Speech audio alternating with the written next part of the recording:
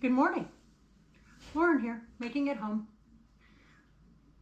Well, they upgraded us to a winter storm warning. This is not the time to panic. There's no need to panic. This is the time to make sure that you're prepared for whatever might come. In our case, we are preparing for being without power for up to a week. That's just the reality of where we live. Might be different where you are, but the point of this is to be prepared for whatever might come. Okay?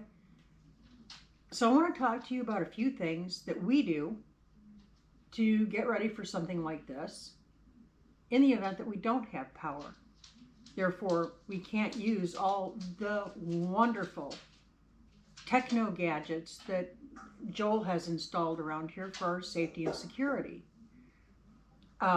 If we don't have power, we won't have internet. So our security system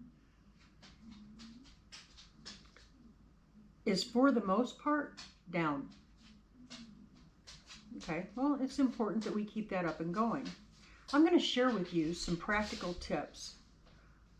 I learned a lot of these from my grandma, who passed away before cell phones and internet were readily accessible to everyone. So I'm going to share some of these with you. First thing I want to talk to you about, you guys have probably seen that Joel and I really love to do engraving. And we've been doing a lot of things like this. I don't know if you can see that, but this is a little mirror that we picked up at the Dollar Tree for $1. And we have a lot of these. We have a lot of them. So it's just a simple mirror, and it has a simple engraving of a cardinal on it, if you can see that. This was an experimental piece, and it turned out really nice. But I want you to pay attention to something more important. Look at that mirror. Now you're looking at it from the camera. So this is reflecting everything that would be behind you if you were standing here looking at this. Okay? I have mirrors all over this house, not because we're vain, not because we get into looking at ourselves. No. I have them strategically placed. I'm going to give you a for instance. Right ahead of me, in that direction, there is a large vanity mirror in the powder room. From here, from in my work area in the kitchen, I can glance at that mirror, and I can see everything behind me that way. You can see that there is a window there, but back off behind the wall over here, there's a door. I can see everything from that mirror right there. I have another mirror up in that corner over there. One glance up there, I can see the goat enclosure, I can see the chickens, and I can see the southwest boundary of our yard. Okay, not all of the property, but I can see that corner. That's an easy access point if somebody was up to mischief. Back off over in that direction.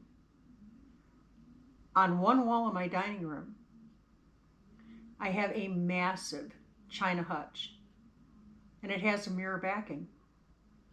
I can glance at that, and I can see up the driveway. I can see the western boundary. I can see the front area up to and including how one would access the front door. Yeah. So I strategically place mirrors all around the house, so at any time I can glance up and I can see what might be coming at me. It will allow me 15 to 30 seconds to do what I need to do, depending on the threat. Okay? Just something to keep in mind. Here's another thing that mirrors are useful for. And I pulled out all my lanterns because I need to take the globes out and run them through the dishwasher. Yeah. Anyway, I have a lot of lanterns. If you take a mirror, any size, any shape, and you put it behind your lantern, you now double, arguably triple, the output that lantern's going to put out. Okay? Simple common sense stuff. Even if you don't have a mirror, if you have some aluminum foil, put that behind your lantern. It will increase the light output. That's helpful in a situation where you might need a little more light. There are a lot of really useful things that you can do to make an electricity out situation a lot more comfortable. Let's talk about another practical tip to make things a little bit easier in an electricity out type of situation. When we're talking about cooking on an alternate heat source, how are you going to bake anything, right? You don't necessarily have an oven, or do you? So let me show you how I make a quick, on-the-fly, super simple oven using an alternative heat source, whether that be an open flame or like our kerosene heater, whatever, a griddle, whatever your heat source is. It's a cake pan, y'all, on top of a cookie sheet. See that? Instant oven. So it's sitting on your flame. It's sealed up here. All the heat collects inside, and it serves as an oven. So guys, just another easy tip to help you weather the storm. Let's get to loading up these burritos because they're not going to load themselves. And that's one of the fastest meals I can make for a situation like we're getting ready to go into. Remember, high protein, high calorie. You're going to burn it off, especially if you don't have any heat. So remember that. All right, let's get on with the next task. I had to take a real quick pause to take a call from Joel. Things are clicking along for him. They're making their preps up there to get ready for this storm where he's working. We're going to start wrapping these puppies. They're not really puppies. They're burritos.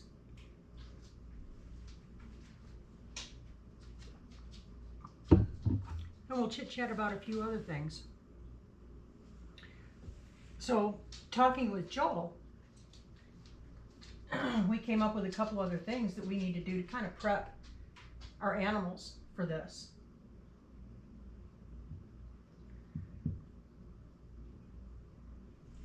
Chickens are super hardy, right? For the most part, they can handle whatever gets thrown at them. Ours are still youngsters, and this is their first winter. So one of the things that we need to do, and you might think about it too if you have chickens on your homestead or in your backyard or wherever, block the wind. The wind is the problem. So what we're going to do, we have very simple tarps.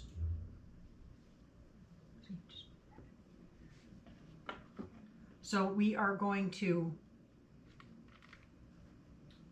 protect our coops, our goat enclosure with tarps. Secure them tightly so they don't become windborne. I don't expect the winds are going to be that huge, but maybe you're in a windier area. So just make sure they're good and secure.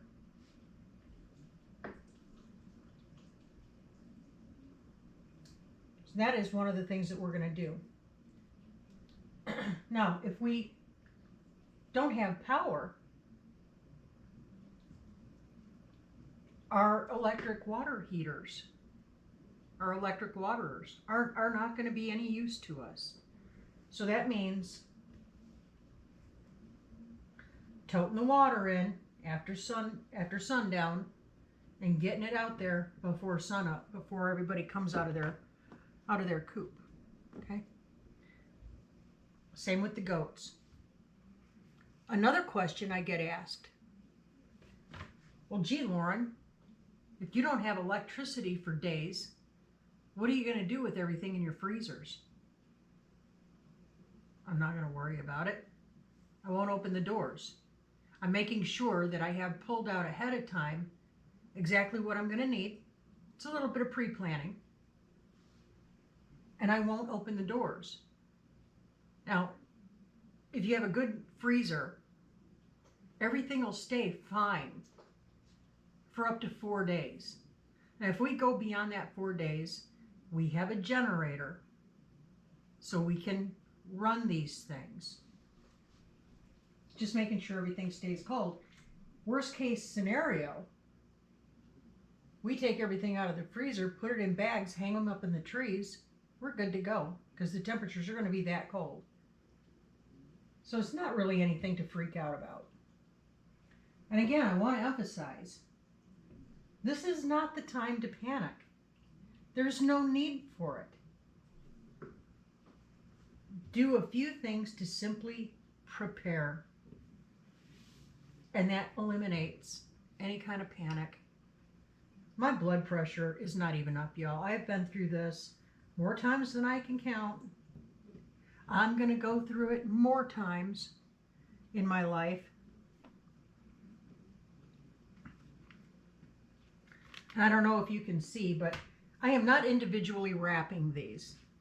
I am putting them in containers that I'll tuck in the refrigerator because we're going to eat these pretty quickly. And this is one of several types of meals that I'll have handy. I'm going to make some biscuit sandwiches, egg, bacon, ham, cheese, all in a biscuit that I can, again, throw right on top of my heat source, whether it be open flame, a griddle, or, a griddle with a cover like I showed you, or on our little heat source. We have 2 of these kerosene heaters. Our kerosene prices here are not obscene, so it makes sense for us. Maybe that's not the truth in your area, but for us, it's not obscene. So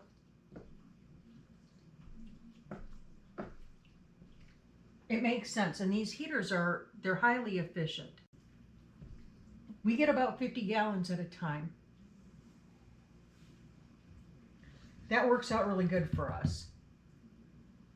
It's a clean heat, super efficient. I have 2 of these little heaters,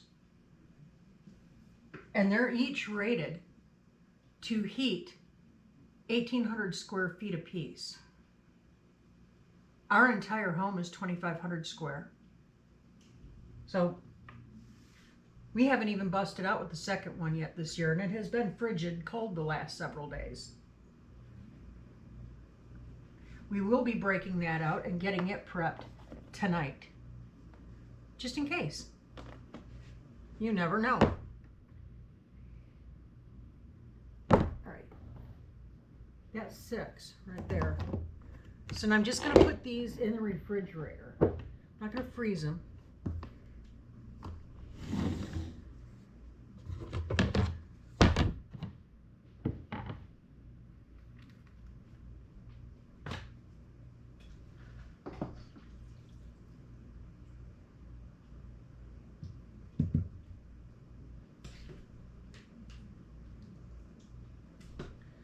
It's just that simple, guys. There is no need to hit the panic button, and please don't.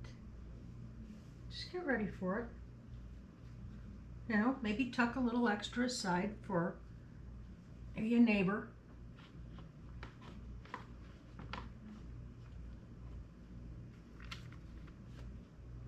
And everybody will make it through just fine. But it's good to hone the skills that allow you to stay off grid and a little less dependent on our everyday conveniences. Just in a bad situation, know how to handle it. I am taking steps starting today, thanks to one of our YouTube friends. Going to learn how to, or what I need to do to become a certified ham operator. In our area, I don't know of anybody who is a certified ham operator, because that's not really something that you advertise, generally speaking. But I'm going to do it so that I can then develop an entire communications network throughout the state of Arkansas. That's the goal.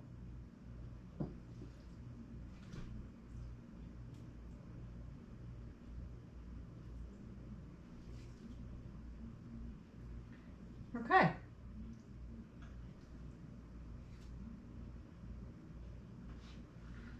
This that I made up. Now let me look here. 2, 3, 4, 5. Okay.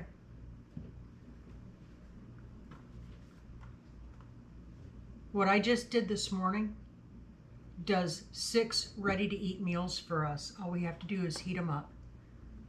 Guys, it is that simple.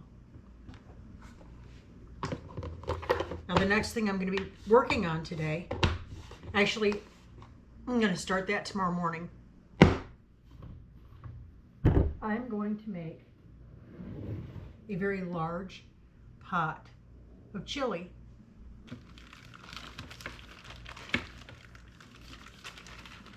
And I'm going to have that ready to go. Again, I can portion it out and heat it up over an alternative heat source. Okay. The other thing I'm going to do today and tomorrow, I'm going to bake some bread. Different kinds of bread. So we're going to do that. All right, guys, I'm going to clean up the kitchen and get going on the next bit of my prep work for this incoming storm. I hope you enjoyed, and I hope you maybe got something out of this. Our goal is to help where we can. Have a blessed day. Have a calm and peaceful day. Keep that attitude of gratitude. Find your joy in everything. Keep looking up. Say thank you. Do it often. God bless you, and we'll catch you on the flip. See ya.